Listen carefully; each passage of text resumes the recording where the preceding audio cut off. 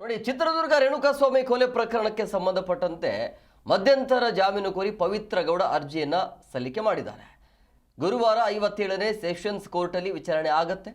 ಪವಿತ್ರ ಗೌಡ ಪರ ವಕೀಲರಿಂದ ಈಗಾಗಲೇ ಅರ್ಜಿ ಸಲ್ಲಿಕೆ ಆಗಿದೆ.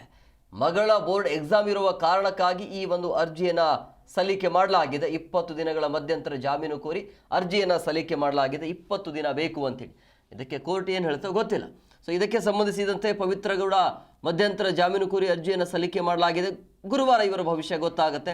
57ನೇ ಸೆಷನ್ಸ್ ಕೋರ್ಟ್ಗೆ ಪವಿತ್ರ ಗೌಡ ಅವರ ಪರವಾಗಿ ಅವರ ಪರ ವಕೀಲರು ಅರ್ಜಿಯನ್ನು ಸಲ್ಲಿಕೆ ಮಾಡಿದ್ದಾರೆ.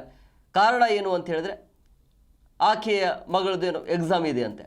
ಸೊ ಹಂಗಾಗಿ ಮಗಳ ಎಕ್ಸಾಮ್ ಇರೋ ಕಾರಣಕ್ಕಾಗಿ ಒಂದು 20 ದಿನ ನನಗೆ ಬ್ರೇಕ್ ಬೇಕು ಅನ್ನೋ ಕಾರಣಕ್ಕಾಗಿ 20 ದಿನಗಳ ಕಾಲ ಮಧ್ಯಂತರ ಜಾಮೀನು ಕೋರಿ ಅರ್ಜಿಯನ್ನು ಸಲ್ಲಿಕೆ ಮಾಡಲಾಗಿದೆ. ಇದಕ್ಕೆ ಅವಕಾಶ ಕೊಡುತ್ತಾ ಗೊತ್ತಿಲ್ಲ. ಸೊ ಕಾದು ನೋಡಬೇಕು.